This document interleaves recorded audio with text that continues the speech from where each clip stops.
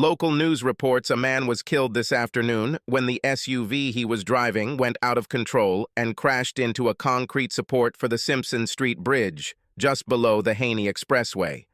Metro Police say 48-year-old Byron Evans was pronounced dead at the scene. It is believed that excessive speed may have caused the accident. It was the local news on the channel at 10 p.m., which in our house we watched every evening as a religion. It was my husband's choice, and I rarely listened when they walked. But when Byron Evans' name came up, I immediately perked up. I listened to the end of the report but was not entirely sure of what I heard. However, the hairs on the back of my neck stood on end, and my heart began to beat faster, in fear of hearing the worst news in a long time. But I couldn't make it clear. I couldn't let my husband know that I was interested in this report about the accident. I thought about taking the remote and changing to other local news channels, but I was afraid it would look suspicious, since we never watch news on other channels. Then I remembered that the channel's website has printed versions of news reports, and perhaps the written version had already been published. I stood up and pretended to stretch for a minute, then calmly walked into the office, which was located next to our living room. I wanted to run because I needed to know. But again, my husband had no way of knowing why I was looking. Even though our computer was updated to the latest processors, it seemed to take forever to boot. The home screen finally appeared. I logged into Chrome and opened the channel's website. I scrolled down, looking for the local news section. Here it is, word for word, as it was read in the news a few minutes ago. The more I read, the more my tears flowed. Byron Evans was my partner in a 10-month secret affair. The man I cheated on my husband with was dead. I hung my head and cried. My name is Julie Harris. My husband's name is Richard, but he was always rich to me as soon as I knew him. We have 2 sons, both with higher education and successful lives, although neither of them has yet given us grandchildren. Rich and I met in college. We dated for about a year before he proposed to me on campus in the spring of our 3rd year. We decided to wait until graduation before getting married, although, of course, our sexual attraction did not take long to develop. The first time Rich and I made love was magical, and basically convinced me because everything else about it seemed perfect. We both had experience before we met each other, so it was never an issue. We each knew what we wanted in a sexual partner, and I think we both liked what we saw in each other. In other words, it seemed that we were marrying those who were suitable for us. We both started working immediately after college, Rich in banking, and I became an elementary school teacher.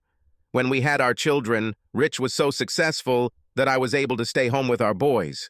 It was difficult because one of the aspects of the job that I enjoyed was the camaraderie I felt with my colleagues at the school where I taught. When my conversations were suddenly reduced to interactions with my 2 young sons, I missed adult interaction. But I managed and stayed home until our youngest was able to get to high school on his own. I'm proud to be a homemaker.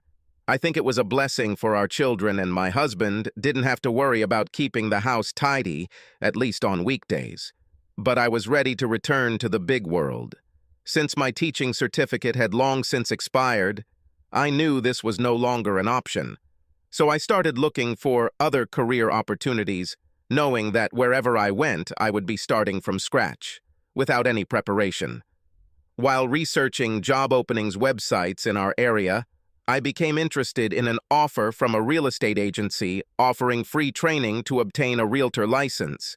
Having stayed at home and raised children for most of my adult life, I enjoyed reading various home magazines, especially home decor and design. So I sent a request by email and received a response the next day. From there, I was accepted into the training program and soon received my license.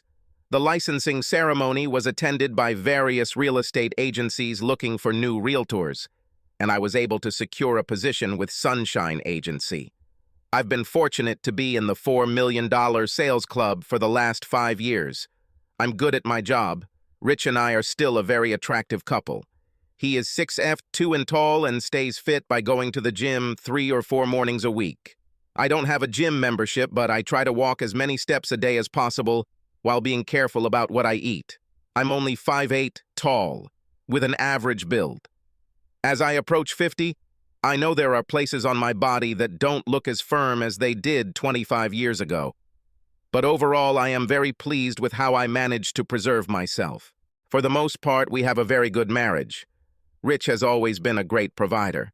Several years ago, he was hired as a bank inspector, a job that required him to be away from home while they spent several days visiting banks in other cities.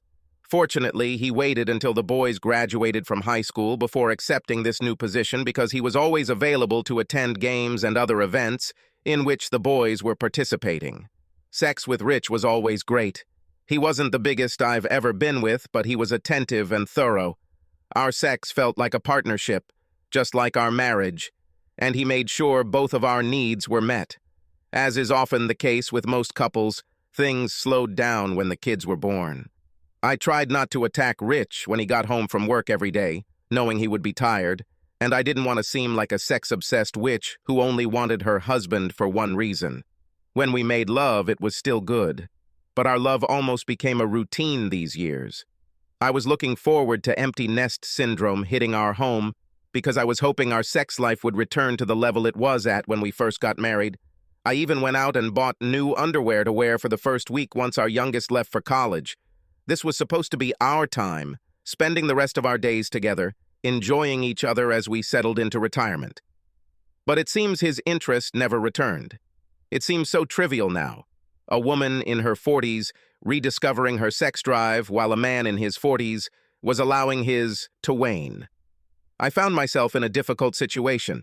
I felt like I needed this more to reaffirm the hope that he still loved me and was still interested in my body and what it had to offer him. But again, I didn't want to seem clingy and desperate. I wanted more sex, but I wanted it to be his idea. The impossible task was how to make these two things happen together. I read books and online articles and magazines about other women in my shoes. Some were able to make progress in their marriage through counseling, but many were like me, not wanting to press the issue for fear of being rejected so much that he no longer wanted to stay married to me. The thought of being single at my age didn't appeal to me at all. As I continued reading, I discovered that other women were finding a way out of marriage to gain confirmation that they were still attractive as sexual beings. Many of these women were just regular cheaters, finding their sexual needs satisfied in a variety of ways. Others have actually reached agreements with their husbands to have a boyfriend or two on the side, solely to satisfy their sexual needs. I didn't want to cheat on my husband at all, neither secretly nor with his permission. I grew up in a good home with good values, and finding a life partner meant forever, no questions asked. So I resigned myself to the frustration of trying to satisfy my sexual needs with my own hands, knowing that it was not as good as having my needs met by my husband. But I also felt that it was not just my sexual needs that were going unmet. I also missed the feeling of affection that we used to share. When we first started dating, we did everything to be together, showing each other how important we were to each other. Wherever we went, we held hands and shared fleeting kisses for no reason. He always made me feel attractive and wanted. Both of these things were important to me, but now I wasn't sure if he thought I was still attractive.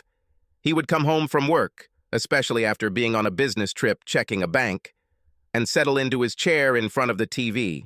We fell into a routine of individualism, he in his place and I in mine. The problem is that our places never merged, never connected.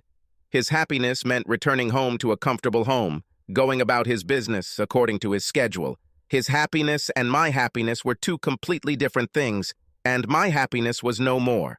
Not once in all this time did I make a conscious decision to cheat on Richa.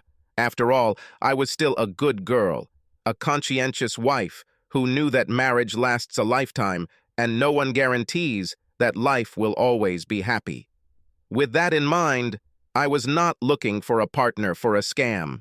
I didn't want to be that kind of person. When Byron Evans came into my life, he and his wife Gloria were looking for a new home, and I was their real estate agent. Byron owned his own accounting firm and was very successful in hiring the best accountants, paying them above the city average to attract and retain the best of the best. This allowed Byron and Gloria to buy a large house in a fashionable suburb. I organized several showings that I thought would suit their needs. The first couple of times I showed them the property, I didn't notice anything unusual. Byron and Gloria appeared to be a happy couple, hugging and holding hands. In fact, I remember feeling a little jealous of their mutual affection, which was missing in my marriage. Their love for each other motivated me to look even harder for properties for them. They deserved their dream home, and I wanted to make that possible for them. But after the first two shows, something changed, at least in my head. I began to notice subtle differences in the way Byron interacted with me. There were some looks, especially when I showed a little cleavage, or maybe my skirt rode up a little higher as we looked into closets and drawers. Sometimes he accidentally touched me. At first I thought it was completely innocent and non-sexual touching, but as it continued, I realized it was intentional. At first it was flattering. These small gestures were part of the intimacy I'd been missing with Rich. It was great to feel attractive again. I began to return his views with my own. I caught his eye on me, and when our eyes met, I smiled, letting him know that I liked his interest. I also began to learn the art of hiding my views from Gloria. We would try to keep her distracted, or maybe even in another room of the house, before Byron and I started flirting with each other. Gloria had very high standards for her next home, so this meant we looked at least a dozen houses before she fell in love with one. The entire time we were looking at houses, the sexual chemistry between Byron and I intensified. At first, I pretended that she didn't exist and that my behavior could be justified by saying that I was doing everything possible to sell a nice couple their dream home. But this thought did not last long, and it became clear to me that the opportunity for more was available. I loved being the object of desire again. I loved the attention Byron gave me. The longer this went on, the more I knew I wanted more. I was sad that day when I showed them the house that Gloria loved, because I knew if they bought it, the showings would stop, and I would have no reason to see Byron anymore. As we toured this last house, and as Gloria began to realize it was her, she would retreat to a specific room or area of the house, leaving Byron and I alone for a few seconds. We looked at each other with smiles on our faces, each probably thinking lewd thoughts as Gloria continued her inspection.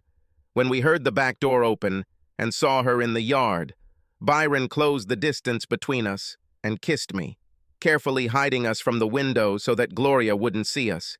It was exciting. We broke the kiss after about 5 seconds, but I wanted it to last.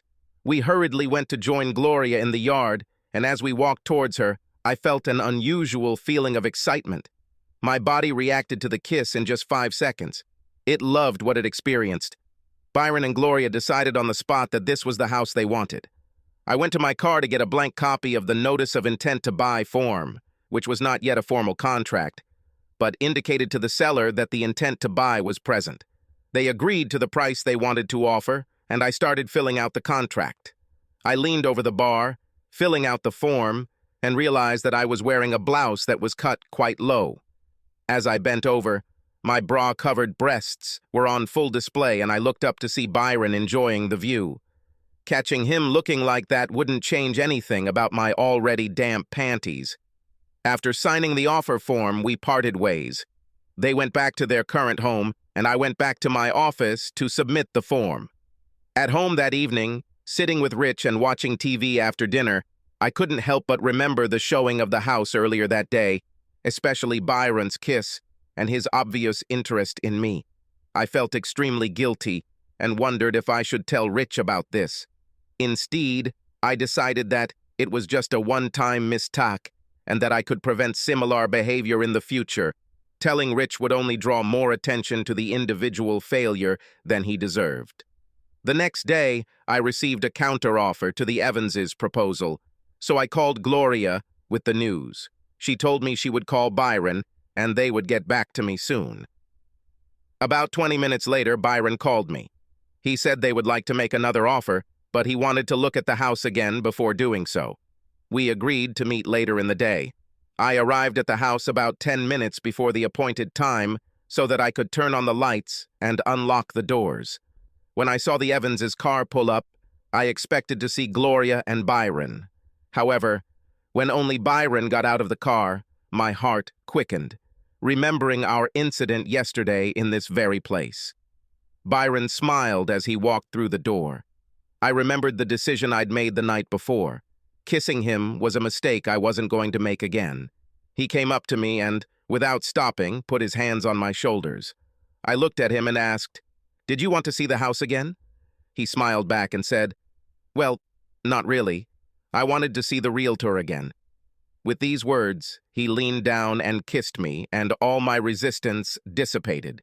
Here was a man who was interested in me, who clearly wanted more than my professional help in buying a house.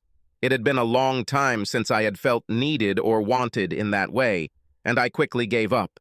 We stood in the front room of this house, kissing for what seemed like at least 5 minutes. As soon as we stopped, he walked to the front door to make sure it was locked, while I relocked the back and garage doors that I had just opened before he arrived. We nervously moved closer to each other again, but this time our kisses were more aggressive, our hands exploring our bodies while our tongues explored each other. During one of our kissing breaks, Byron said, "I've never done this before." I just shook my head and said, "Me neither, and I really didn't plan for it." "I didn't plan either, but as soon as I saw you, I knew my plans had changed. You're so beautiful and sexy and full of life, and I knew I wanted you." His words made my heart expand. After such a long time without any attention from my husband, finding out that Byron thought that way about me was the best news I'd had in a long time. I hugged him again while he caressed my breasts and my buttocks with his hands. Then I realized that I would let him have sex with me. I realized that I was going to cheat on my husband. There was no furniture in the house, so he led me to the bar counter, the same one where he looked into my blouse yesterday. Without wasting much time, we quickly undressed. He quickly took off his shoes and pants and then bent me over the bar and hiked my skirt up to my waist. He roughly grabbed my panties and pulled them down. I suddenly found myself naked in front of a man who was not my husband, but instead of feeling guilty, I only felt a thirst to have him inside me. I turned around to see that Byron was no bigger than my husband, but it wasn't about needing to have him inside me. It was all about feeling desire, feeling attractive, and knowing that a man I barely knew wanted to fuck me. I panicked so much, which one is no-use protection. I may be almost 50, but I had not yet gone through menopause, which meant I was most likely still fertile. The rare times Rich had sex with me, we were safe because he had a vasectomy after the birth of our second child. And now here I am, worried about getting pregnant for the first time in almost 25 years. Byron saw the worry in my eyes. "What happened, Julie? Wasn't that good for you?" I shook my head in denial and replied, "No, it was very good. But we didn't use protection. I can't get pregnant, not at my age. Moreover, my husband had a vasectomy many years ago. If I get pregnant, it will be pretty easy for him to figure out that he is not the father." Byron put his hand on my shoulder and said, "Calm down. After our last baby, I had a vasectomy too, and it's still working." With relief, I laid my head on his chest. I didn't know what was going to happen with this new thing we had just created, but I did know that we would have to be extremely careful in every aspect of it because I knew. I didn't want anyone else to know about it, and I'm sure he felt the same. We quickly got ourselves in order, at least on the outside. I was a whirlwind of emotions inside, still excited knowing that another man found me attractive enough to fuck, nervously hoping that my panties would be able to hold what he left inside, not sure if this was a one-time thing or if we would try it again, and perhaps most noticeably, embarrassment at how I allowed this to happen. For some reason, the expected feeling of guilt had not yet hit me. Byron came over and kissed me and hugged me. There were no words. "What do you say to the person with whom you just broke your marriage vows?" He started towards the door when I stopped him. He stopped and looked at me, not understanding why I stopped him. "Do you remember why you really came here? New offer?" With a sheepish smile, he approached the bar again. I took out the proposal sheet and went through the contents with him. He signed the proposal and then kissed me again. This time, before he headed for the door, he whispered in my ear, "That was wonderful. You're beautiful and sexy, and I hope we can do it again."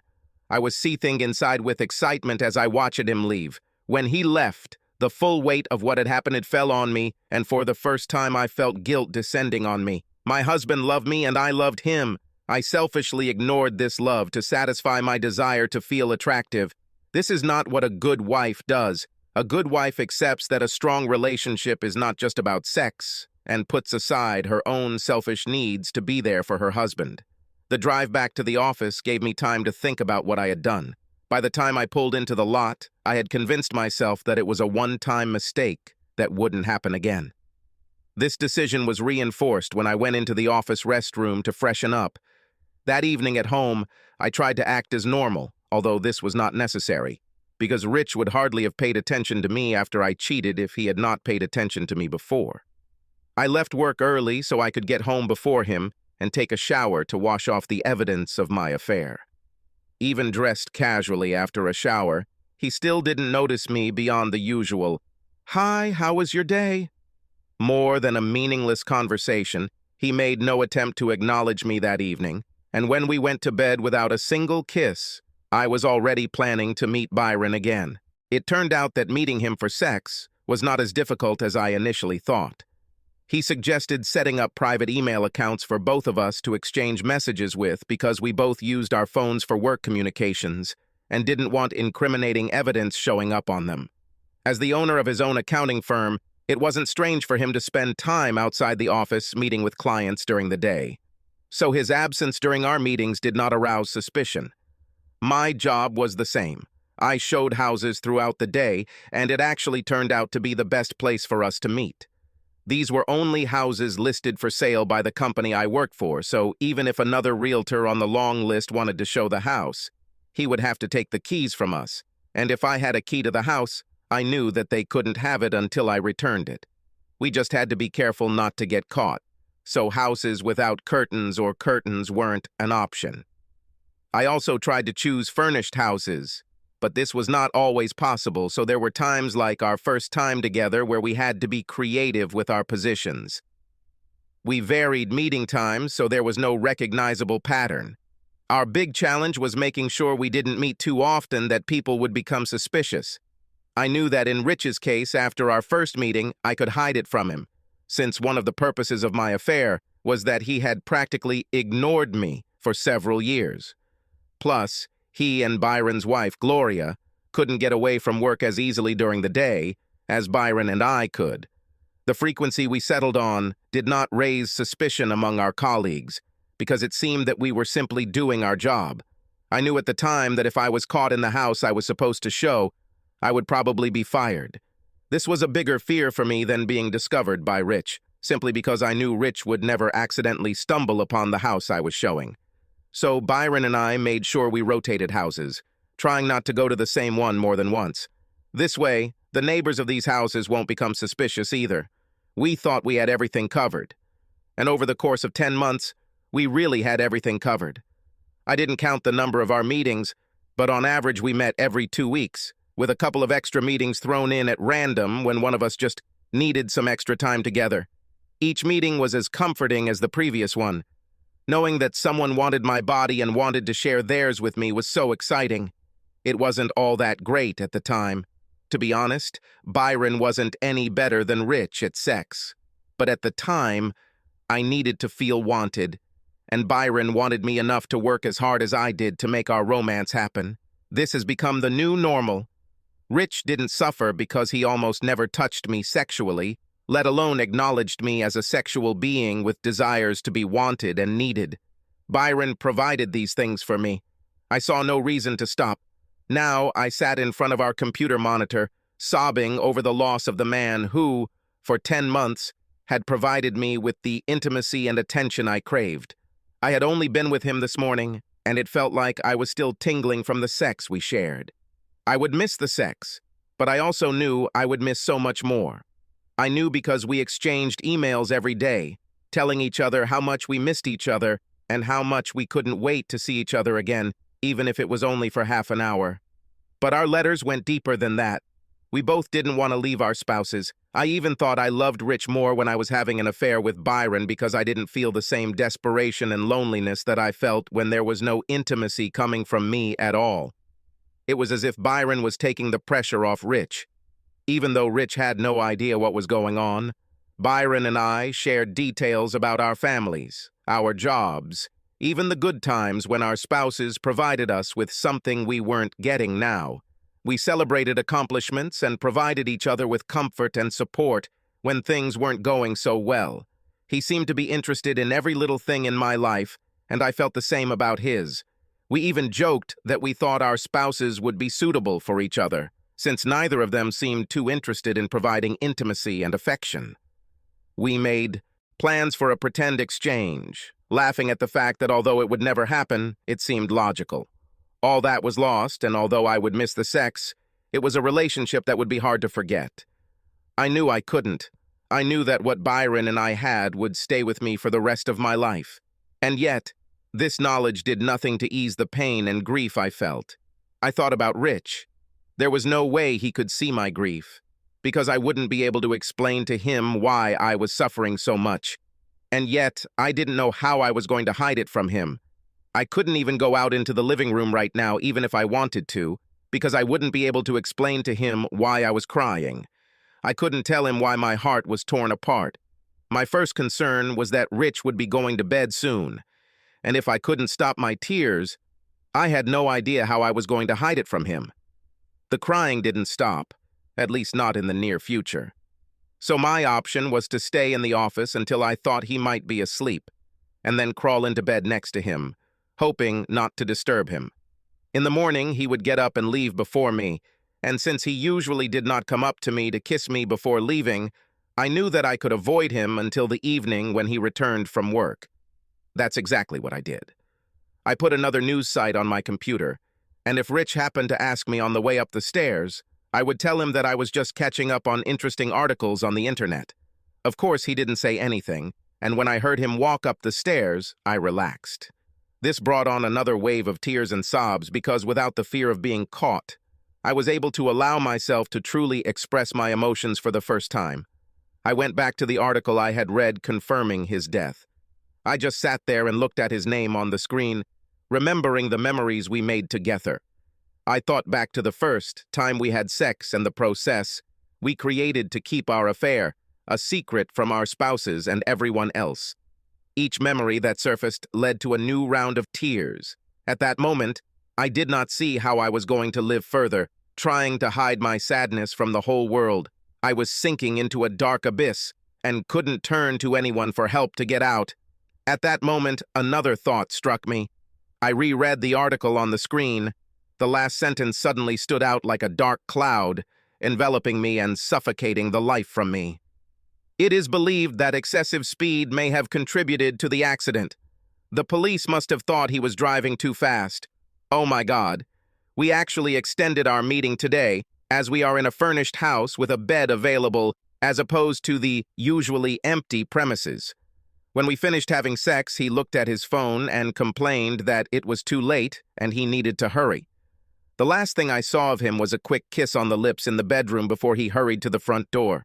Was the extension of our meeting today the reason for his haste? Did I cause his accident by holding him longer than usual? I tried to remind myself that he also had a part in the decision to stay that day, and that it was funny to blame myself. But in my weak state, my mind did not listen to reason. All he could see was the damage that extra sex today could cause. This could have resulted in the death of my lover trying to rush back to his office or to his loving family right after we had made passionate love. The tears continued to flow. I turned off the computer, making sure to clear my browser history so Rich couldn't see what sites I'd visited. By this time, it had been an hour since Rich had gone to bed, so I was pretty sure he was already asleep. I walked to our bedroom door and stood outside. His steady breathing told me he was sleeping, so I entered as quietly as possible and headed to the bathroom adjacent to our bedroom. I closed the door and turned on the light. I was shocked to see my face swollen and red in the mirror. Apparently, I cried more than I thought. I took a towel from the drawer and soaked it in cold water, then applied it to my face. The cold shock seemed to stop the tears for a moment. I took off my clothes and looked at myself in the mirror again. The sight of my naked body brought back memories of our day together today and the pleasure that Byron gave me. The realization that I would never get this from him again brought back the tears, and before I put on my nightgown, I again put the cold towel to my face. I climbed into bed next to Rich, but sleep did not come. Tears wet my pillow as I continued to process the memories of those exciting moments with Byron.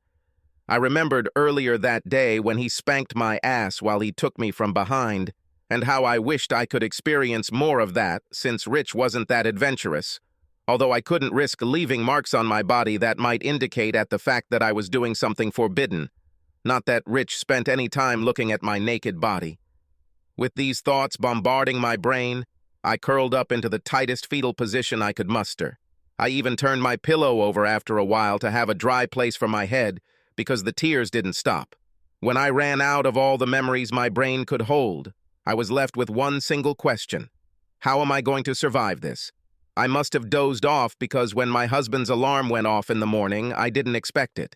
If he followed his normal routine, he would get up and go shower without waking me, so I knew I should be able to avoid him at least until he returned from work later in the day. He got out of the shower and went straight to the clothes he had prepared the night before, so as not to turn on the closet light and risk disturbing me. As I got dressed, I realized a couple of things: that I wasn't usually awake when he was getting ready for work, and that he was careful not to disturb me while he showered and got dressed. I had not paid attention to these little things before, and now I was surprised to learn about the efforts he made to allow me to sleep longer. I also knew that he was a creature of habit and did the same thing every day, but it was nice to know that at some point he thought about my needs rather than his own. I heard Rich's footsteps on the stairs. I knew he would stop to drink the coffee he had made earlier in the evening in the coffee maker.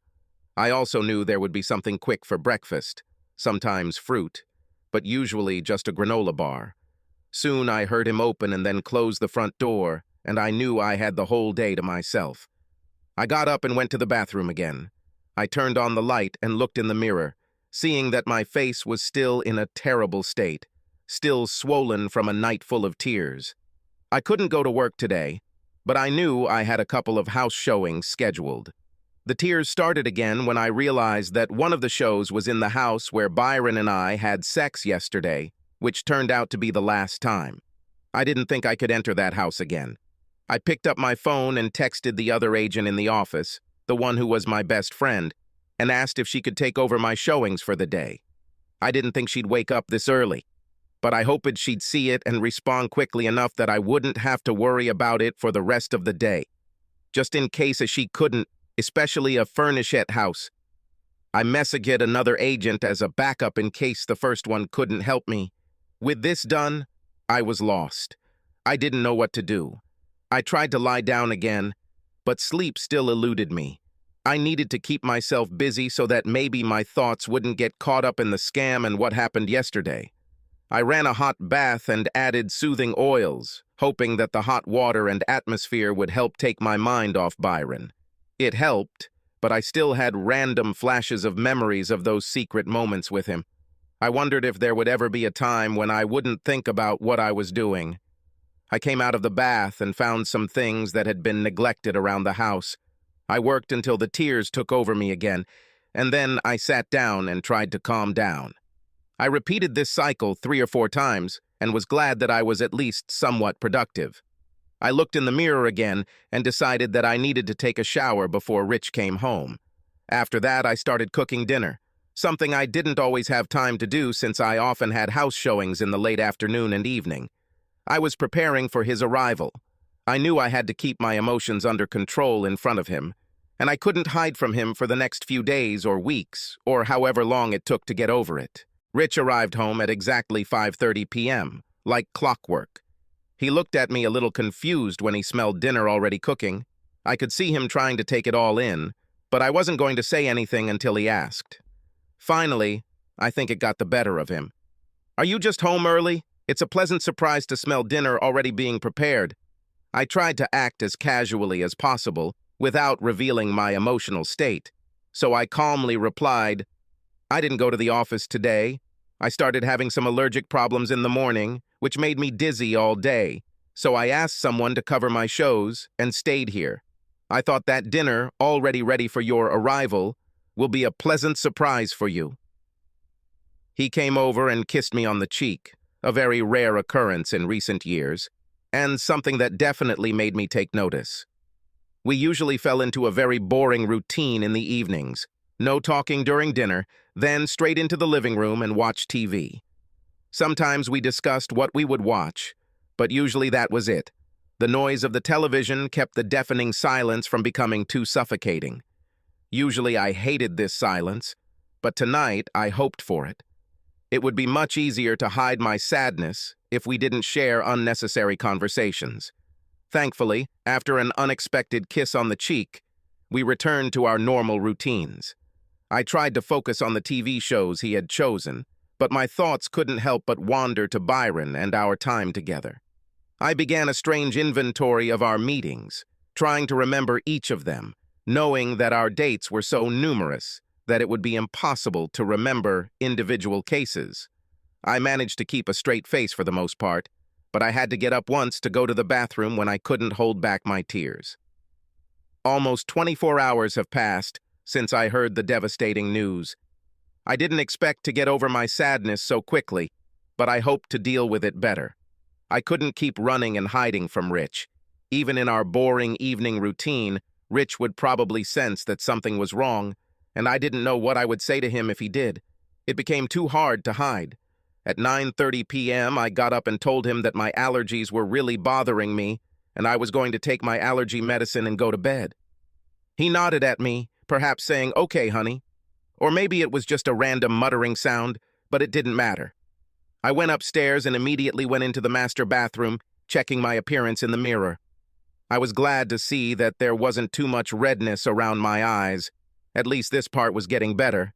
I knew that if I went to bed right away, I would have about an hour to fall asleep before Rich came upstairs.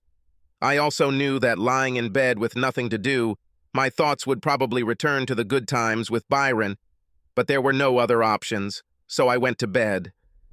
As I lay there, thinking about him and our time together, my hand involuntarily fell between my legs, not to please myself, but simply as a reflexive reaction to the intimacy we shared with each other. Sometime before Rich came upstairs, I fell asleep. I never heard him come into bed, nor did I hear him get up and leave the next morning. Byron's death may have affected me, but at least my relationship with my husband continued as if nothing had happened, which I realized was best for me now. The next day, I was able to come to the office. I still felt terrible. But with no home showings scheduled for today, it seemed like I could hole up in my office, updating listings and calling potential clients to try to move them along on the decisions they still had to make. This meant that I could close my door and isolate myself from the rest of the staff, knowing that interacting with coworkers would not benefit me. I took a break around 10:30 a.m. and opened the local morning newspaper online. I don't know why, but I ended up in the obituaries section to see if there was service information posted for Byron. It was scheduled for Saturday morning, which was 2 days later. I was faced with a dilemma. I really wanted to go, more for my own peace of mind than for any other reason. And technically, I might still be in a period where a caring real estate agent could come to pay respects to the surviving family. But the more pressing thought was that I couldn't handle it without crying and sobbing, and it would be hard to explain to anyone out there why I acted the way I did when Byron was essentially just a client who had bought a house through me. I was also afraid that the guilt I would feel hugging Gloria as we said goodbye would make my tears worse. After all, she was an innocent victim of my affair with her husband, just like my husband. I knew I needed to do something, because I thought it might help me find peace. I thought about Gloria and how much pain she must have been in. And yet, since her relationship with her husband was an open secret, she probably had all kinds of friends, family, and clergy to help her grieve. Since my relationship with her husband was not public, I really felt like I had to deal with this alone, and I didn't know if I was strong enough to do it. So, at least by visiting the cemetery during his funeral, I could perhaps do a little therapy of my own. Therapy, the first time the idea of a professional psychotherapist who could help me came into my head. I weighed the pros and cons. If I could find a therapist who specialized in grief, someone who I assumed could work confidentially, I could work on grief and that person would see that. Because of my situation, I desperately needed his or her services. I didn't think Rich would find out about this since I had no problem hiding the affair from him for 10 months. But then another thought struck me. Byron and I did a great job of keeping our affair a secret from everyone else. Or so we thought. Confiding in a therapist, although this was certainly subject to confidentiality laws, it would mean that I was telling someone else that I was cheating, and I didn't know if I was ready to admit it. I knew I was like this, but no one else knew it, especially now that Byron had been killed. Was I willing to admit to someone else what I had done? I left this idea in the background. I decided that after Saturday, I would have a new perspective on this mess. Maybe then my head will clear and my grief will subside by then, if not because of the finality of Byron's funeral. I was pretty sure I wouldn't get any worse, even though I was doing it alone. I was the only judge of it, and I wasn't sure I could judge it objectively. The rest of Thursday and Friday went pretty smoothly. I suffered from a couple of bouts of crying during the day, although I continued to feel more sad in the evenings when I was alone with Rich. At the time, I wasn't sure why, although the thought that it might be guilt never crossed my mind. But I knew that the usual silence of recent years was almost killing me now, because in this silence my thoughts always returned to Byron. On Saturday morning I got up early, right after Rich, who doesn't allow himself mornings for long sleep. I told him last night that I had a couple of house showings scheduled, which wasn't unusual for the weekend. I dressed professionally, and although I knew I wouldn't get out of the car into the cemetery, I still felt it necessary to dress appropriately for the occasion, perhaps as a final sign of respect for my relationship with Byron. I left the house to make the 25-minute drive to the cemetery. Being in the center of a large city, the cemetery seemed remote and quiet, surrounded by 100-year-old trees and having a couple of ponds with fountains in the middle. It was a refuge from the world at high speeds. I found the tent where the burial ceremony would take place and parked as far away as I could, while still being able to see what was happening. And then I waited. I didn't really know when they would arrive, but the thought of driving and parking next to the funeral home and then following the procession seemed too risky. It had been almost a year since I'd seen Byron's wife, Gloria, but I was driving the same car I'd driven when I showed them houses, and I just couldn't risk her seeing me there, wondering why my eyes were red and puffy. Finally, the procession arrived. I watched from the car as the hearse drove up to the tent above the grave. The first few cars after the hearse appeared to be limousines owned by the funeral home to transport either the family or pallbearers. I immediately recognized Gloria and her children as they stepped out of the second limousine and slowly walked towards the tent. Watching her escort her children to his final resting place brought out an emotion in me that I had never felt before. Suddenly, I felt guilty as hell for what I had been doing for the past 10 months. Seeing them made it all too real for me. With family and guests under the tent, the back door of the hearse was opened, and the coffin was carried out and carried to the graveside. Watching the porters walk slowly, my chest tightened and tears began to flow again. But while I cried for myself and the fact that Byron and I would never get back together, I also cried for Gloria. I cried for the wife of the man I was having an affair with. I wanted to stay, but there was no reason for it. I was not going to go where the service was. I didn't want to talk to anyone. It was as if I just needed to see his coffin being taken out of the hearse, and that was enough for me to accept the finality of the situation and hopefully move on. I started the car and drove away quietly. I wasn't ready to return home, but I had no goal, no destination. I just drove around, wandering around the secondary streets of the city for more than an hour. I finally stopped and bought a soda and a bag of chips, more to keep myself occupied than because I was actually hungry or thirsty. I collected my thoughts and headed back home. I wasn't sure what I would do, but I knew I couldn't spend the day riding around without a goal. Gradually, I tried to restore order in my life. I was relieved to find that the tears had subsided within the first couple of days after Byron's funeral. Although I still thought about him every day and missed what we had together, I was able to get through the day relatively without tears. I didn't know if this was an official sign that I was healing, but since I still hadn't shared this part of my life with anyone, I felt like the lack of tears was a good sign. I thought about the visit to the cemetery and the guilt I felt, as well as my sympathy for Gloria and her children. I didn't know if she knew about Byron and me, but I thought it unlikely since we'd been going on for so long, and I assumed Byron would have told me if she knew. If that were the case, then Byron's secret would go with him to the grave, and I would be left alone with the knowledge of what we did. Knowing the grief I could cause Gloria, I knew I would never tell her. Of course, I wasn't going to tell Rich either, but part of my pain came from knowing how much she was suffering, and knowing that I was mourning her, as much as I was mourning myself, only added to the confusion I found in the cemetery. The tears for Byron lessened. Could I put aside the pain I felt for Gloria and the guilt I felt myself? As the days turned into weeks and months, I found myself taking a little break at home. Rich went on a 3-day business trip out of state midweek after the funeral. Although I no longer had to hide the scam, I still tried not to show myself crying in front of him, maintaining our already weak relationship. His absence has given me the opportunity to focus again on my work, putting all my effort into my listings and working with potential home buyers and sellers.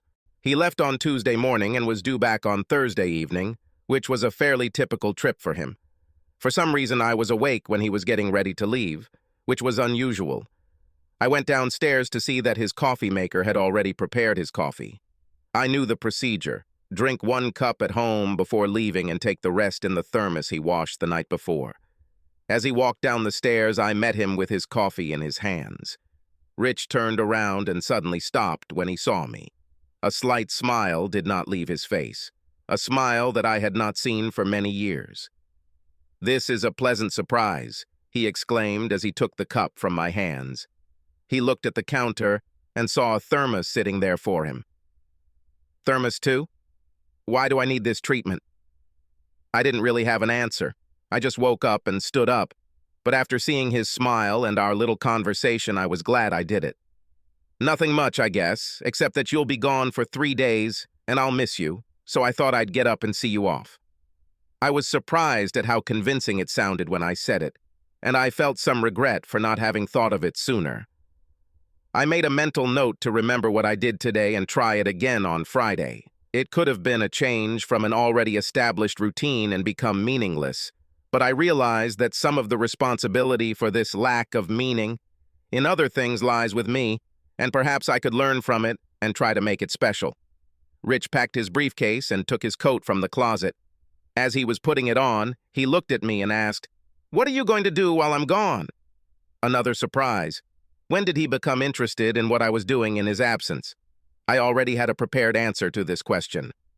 I'll probably spend most of my time in the office calling potential clients and trying to set up showings. Things haven't been going well lately, so I need to step up my game. He headed towards the door, and I followed him. I put my hand on his arm, and he surprised me by turning around and giving me a small kiss on the lips. Watching him walk down the sidewalk to his car, I felt a little confused. He was paying more attention to me than he had in a long time. Why was today different? He had gone on business trips before, a very common practice in his duties as a bank inspector. I would guess that at least once a month, he would go away for 2 or 3 days out of the week. The only difference I could think of was that I was down before he was, and that almost never happened. This made me think, how much of this stagnation of our relationship was my fault? It was true that he was stuck in a rut, but perhaps my own routine was thinking too much about how we were nothing like who we were at the beginning of our marriage. I felt it was stupid to blame him for all our problems, and yet I was afraid that that was exactly what I was doing. It definitely gave me something to think about as I prepared for work. It had been 3 days since Byron's funeral, And although I still thought about him every day in one way or another, I found that the grief I still felt didn't stop me from doing what I needed to do. My last bout of tears was on Sunday morning, the day after I watched Gloria and her children and her entire family send Byron off. I looked forward to work, hoping that the energy I felt would help me catch up. My work suffered terribly while I was lost in my grief. It was too easy to come and close the door to hide from the rest of the world when I felt tears coming. I haven't shown a house since the last time I was with Byron. In fact, I haven't even contacted a potential client in about a week. Keeping in touch with my clients has been the most important part of my successful sales record. I cared about them and wanted them to find their dream homes. So keeping in touch with them while they were looking was important. I opened my client list on the computer and started calling. It was difficult to contact some clients during the day because they were often at work and could not take my calls. But I always left detailed voicemails, including information about potential new properties. Those with whom I was able to talk were glad to hear me. A couple of them have decided not to look for new properties just yet, but have given me permission to contact them if I think the perfect home has become available. They knew I wouldn't call them to show them just any house. They trusted me to find them something perfect. An hour into my morning, it was time to call Justin and Amber Stoddard, a young professional couple who had been married for 3 years and decided to wait with the kids until they bought their forever home, as they called it. Because of this, they were extremely picky, which sometimes caused frustration for agents who would spend countless hours working with a couple that seemed impossible to satisfy. But the Stoddards were a sweet couple, not much different from Rich and I years ago, so I wanted them to find a home where they could stay forever. Amber Stoddard answered after the second ring. "Hello? Good morning, Amber. This is Julie Harris from the Sunshine Agency. It's been a few days since I last spoke with you, so I wanted to see how you're doing with your home search." There was a pause from the other end, and then Amber spoke again. "I can't believe you called. Justin and I were just talking about you last night. We've decided to increase our cap by $50,000 if we want to find a home that will meet all our needs." I was very happy to hear this. Of course, it meant an increase in my commission if I was able to sell them a house. But I was happy because it was almost impossible to find what they wanted within their budget. This gave them a chance to look at least 7 additional homes that were listed by my agency alone, not to mention the homes listed by other agents who were in the multi-listing program. I said, "Okay, Amber, I'll start looking for houses with that higher limit in mind. I know for a fact that we have at least 2 or 3 that I think will meet all your requirements. How soon do you want to start look?" Amber responded, "Actually, Julie, we have one that we'd like to watch as soon as possible. If possible, after 3 o'clock today would be great. We're looking forward to watching this one because we know it has a lot of what we're looking for, but until now, it's been out of our price range. It's time to see how good it really is." I was surprised they wanted to watch one so quickly. They must have been researching offers online after they raised their cap, and whatever the house was, they were excited to see it. "Amber, that's great. I have the whole evening free, so I think we can do a showing if the house isn't occupied. Which house would you like to see?" Amber said, 68 Osborne Road in Norwich. I immediately fell into a panic. I knew this address too well. It was the last house I was in before Byron's accident. In fact, it was the house where we last had sex, the house he rushed out of because we stayed longer than usual. This was the house from which he was hurrying when he met with the accident that took his life. My eyes filled with tears again, and I knew I had been silent for too long, and I had to say something to Amber. Somehow my autopilot kicked in, and I heard my voice confirm to her that I would meet them there at 3:15 that evening. When I disconnected the call, I wasn't sure if I could do it. I knew that sooner or later I would have to enter that house again if I wanted to sell it. I also knew that this house was a good option for the Stoddards, and the only reason I hadn't shown it to them yet was because it was out of their original price range. Apparently, my grief over Byron's death had not gone as far as I had hoped. I quickly scheduled the showing on the multi-listing schedule to let other agents know the house was not available for showings at that time. Then I got up and went to the bathroom to wipe my face with cold water and try to come to my senses. I needed to figure out how I could show off this house without letting the pain of Byron's death get the better of me. The only way I could imagine dealing with this was to arrive early and face whatever emotions I found upon entering the house. I decided that I would work until about 1 p.m. and then take a late lunch, which would get me home a little after 2 p.m. and give me a little over an hour to deal with the memories of my late lover. I finished calling clients and then made a list of calls to sellers to see if they wanted to change the price. Those calls could wait until tomorrow, but the list was ready so I could start as soon as I got to the office. Finally, the clock showed 13 Slough, and I took the keys to the house on Osborne Road and left the office. I stopped at a small cafe that I liked, located approximately halfway between the office and home. While I ate, I tried to anticipate my reactions when I entered that house. I tried to encourage myself that I had handled it all well enough so far, and this was just another obstacle that I needed to overcome in order to get my life back to something resembling normality. When I pulled up to the house, no amount of talking to myself could have prepared me for the excitement that filled my heart. As I approached the front door along the sidewalk, my heart began to race, and I felt my legs become weak. I took a deep breath as I inserted the key into the lock and opened the door. My mind immediately went back to that fateful day. I replayed events as if my memory were a digital recorder. I waited for Byron as he walked up the steps, and as soon as he walked in, he gave me a passionate kiss. It was a routine that we had practiced many times. Usually he would start by petting him, but for some reason that day I was so happy to see him that I quickly got down on my knees and unzipped his fly and got to work. After our first meeting, we often pleasured each other, and I learned that this was a great way to destroy evidence. That is, not have to worry about cleaning anything. Byron obviously enjoyed my skills, something he never stopped showing me. Our sex wasn't anything special, but it never felt routine. Perhaps the betrayal factor kept us on edge. It also didn't hurt that we had sex in many different houses for sale, so changing the location also helped keep that excitement and freshness. We were always careful not to leave marks on our bodies that might raise questions among our spouses.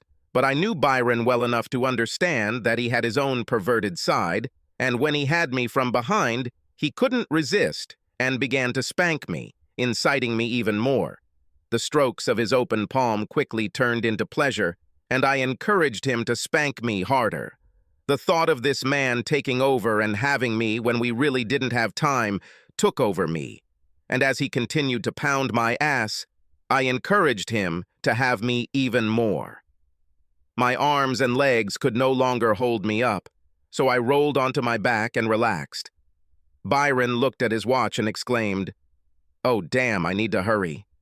As he pulled his feet into his pants and hurriedly put on his shoes, I just stood there and looked at him with a big smile on my face. It was an amazing meeting. The last time I saw him, he blew me a kiss as he disappeared through the bedroom door. I listened to the front door slam, then his car, and finally the sound of his car driving away, and, as it turned out of my life forever. Now, remembering this meeting, I felt a sudden insight. For the first time, I realized that my grief was not related to the loss of sex with Byron. He had the same equipment as Rich, and used it the same way. Of course, the frequency of sex with Rich decreased over time, but we still made love. In fact, there was a period during this relationship when I had both men on the same day, which I realized probably wasn't the smartest thing to do. But then again, having a con probably wasn't smart either. What I realized was that I missed the intimacy, the hugs and kisses, the long conversations we had through the thousands of emails we sent each other through our secret accounts over those 10 months. Byron and I never said we loved each other. We both knew it started out as illicit sex between two people who met by chance when one bought a house from the other. But with this sex, a connection began to form that I did not suspect, and as I think now, which could be called love. I realized that this connection had only strengthened over the past 10 months. Not that Rich and I ever fought, but with Byron, there was no worry about the house, about my sons, and their problems that arose when they were away from home. We never had to discuss our financial situation, wonder if we'd have enough to retire, or even think about when that would be. With Byron, we didn't have to worry about all those things that sometimes make life difficult, so our bond could grow much easier. I hung my head, realizing that by getting involved with Byron, I wasn't trying to improve the connection that Rich and I once had, and still had, albeit in a very different state than before.